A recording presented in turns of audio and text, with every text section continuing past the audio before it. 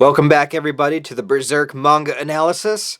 We are 2 episodes deep into the Golden Age arc, and there's a lot more to go, so let's get right to it. The next image that we see is a hand holding up the bailet, and the phrase that begins every episode of the 25-episode series is right here. In this world, is the destiny of mankind controlled by some transcendental entity or law? Is it like the hand of God hovering above? At least it is true that man has no control, even over his own will. But there is a reason this quote was probably used at the beginning of every episode, besides just sounding really cool. Dissected down, the phrase questions how much can we really control of anything in life? Is everything predetermined? Are our goals and dreams already written in stone? How much can we strive to change them? Or should they simply be embraced the way that they are fated to be? The next part of the manga opens up to a gigantic battle with the caption, "The war has gone on for 100 years. So yes, Miura is drawing inspiration from the factual events that there was a real 100 Years' War in Europe during the Middle Ages, but this is a fictionalized version of that, including 2 kingdoms. You have Midland and Tudor, which is translated in the manga to Tudor. I'm not really sure why, but I'm probably going to go with the manga translations as to not get confused. The King of Midland is very briefly introduced here, worrying that his side will ultimately lose the fight. Just then, Guts comes barreling onto the scene, just destroying members of Tudor by himself. Not long after that, the entire band of the Hawk arrive on the scene. They force Tudor to retreat, helping Midland win. So if this is another 3-year time skip, if you're doing the math, Guts should be about 18 years old here, maybe close to 19. We don't really know the ages of Casca or Griffith or the other Band of the Hawk members, but you'd have to assume that they're somewhat around Guts' age. I would assume probably a little bit older, but not by much. But after the fight, Casca asks to have a word with Guts and then chews him out for being reckless and even calls him a mad dog. Clearly her opinion of him has not changed within the last 3 years. Griffith shows up, breaking up their little banter, and Guts admits to Griffith that he does care about the other members of the Hawk, and that working alongside them these 3 years has in fact changed him. So here we see a little bit of a change through Guts' actions here, is that he actually gives a shit about other people, which he probably hasn't done since he was a child, where even as a child, I mean, he mostly just cared about his father figure Gambino, who just treated him like crap constantly. And I'm sure he did care about his mercenary band back then as well. But here's something different. Here, these are like colleagues, co-workers, mutuals, on the same level, or at least seemingly on the same level. Thanks to their efforts, the King of Midland knights Griffith. This causes some commotion in the kingdom as to the fact that Griffith is of common birth. He is not royalty, he is not military, and yet he is being knighted by the king.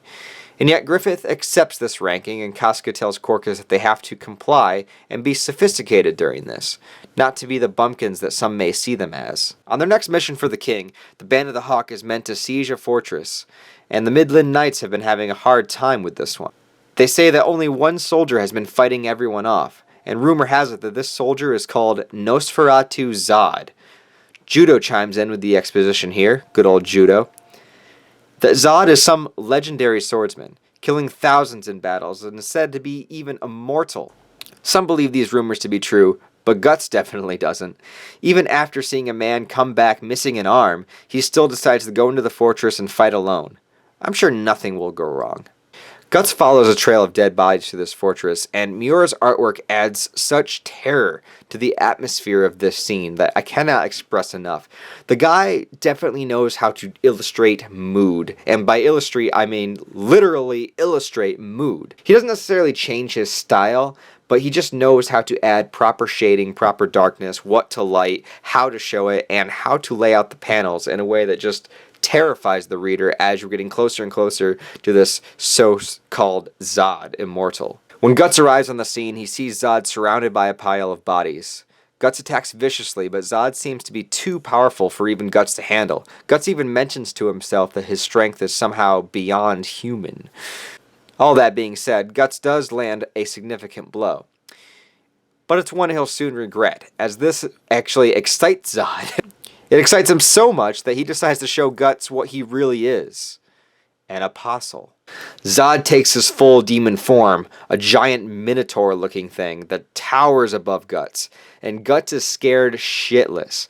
Keep in mind, timeline-wise, this is the first time Guts has ever seen a demon. Up until now, he was a human living in a grounded human world.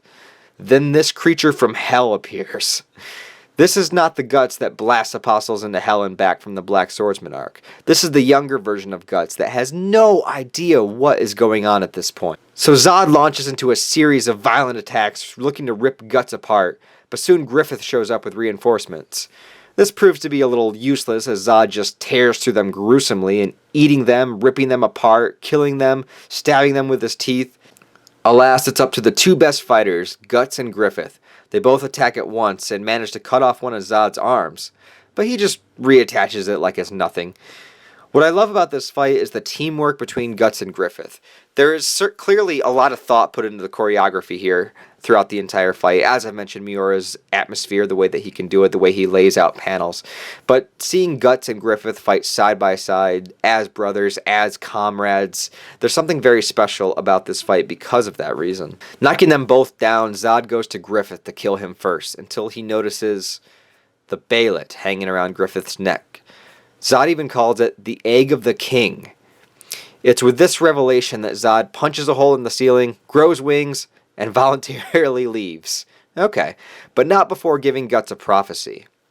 He says, "If you can be said to be a true friend of this man, then take heed. When his ambition crumbles, death will pay you a visit, a death you can never escape." Here's a curious development. It brings forth a lot of questions. Why was Zod there to begin with? Was he actually fighting for Tudor, or was he just there for the thrill of a fight? He clearly was unaware of who Griffith was until he saw the Bailet, as he planned to kill Griffith before seeing it, and upon seeing it he lets him live, but then also gives a prophecy to Guts. But if he wants Griffith to activate the Bailet, why warn Guts at all? Perhaps it's only because he wants to fight him again, and wants Guts to stay alive so that he can.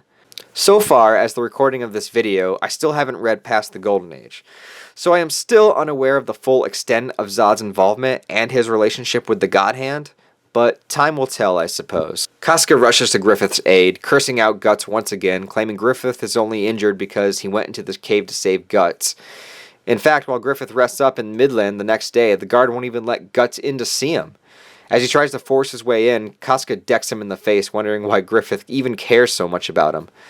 Casca's feelings for Griffith will soon be explored, and no, I haven't left them out on purpose, just not appropriate to get into them in depth just yet, but we're close. And I do love Corcus's face after she punches Guts, though. Guts and Griffith, both injured, chat about the battle that they just had with Zod. Griffith mentions it's the first time he's ever seen anything like that, and calls it a god. Guts says, "Don't you mean devil?" And Griffith comments on it being the same thing. Very significant little exchange there. For in the world of Berserk, good and evil seems to be very subjective. He also mentions that he doesn't know why the Bailet made Zod leave, but only brushes it off as it must just be a good luck charm. To me, this is further confirmation that Griffith has no idea what the Bailet actually is or what it actually does. And this also shows that no one is really aware that these demon creatures exist, that these apostles are actually a thing. Zod was said to be a myth, a legend, and he was even in his human form for most of it. Now, the Band of the Hawk did see Zod, and they definitely saw him fly away, and it's definitely a moment that causes them to take aback and kind of freak out for a while. But as we'll see, they have to persevere and head forward and do the things that they need to do in the regular human world. But this Zod character will always be a presence on their mind, especially on the mind of Guts and Griffith. One, for the warning that he gave him, and then two, just the fact that they had to fight such a being. It's their first indication that the world is actually much larger than they originally thought it was. But of course you have a character like Griffith that is so calm, cool, and confident that he can just kind of brush it off. Even if he is scared by it, even if it does freak him out, it doesn't matter, because he's still chasing his dream. He's still chasing the idea of having a kingdom one day, and whether demons exist or demons don't exist isn't going to stop that dream from him. He doesn't have time to sit around and worry about it. Simply says, oh, I guess it was just this good luck charm that warned him off, so let's just continue what we're going to do. And this is where I'm going to pause for now. So thanks a lot for watching this video, guys. Much more videos of the Berserk manga analysis will be coming your way. Keep an eye out for them. Thanks a lot for watching the one so far. Give it a thumbs up if you'd like, and I'll see you in the next video.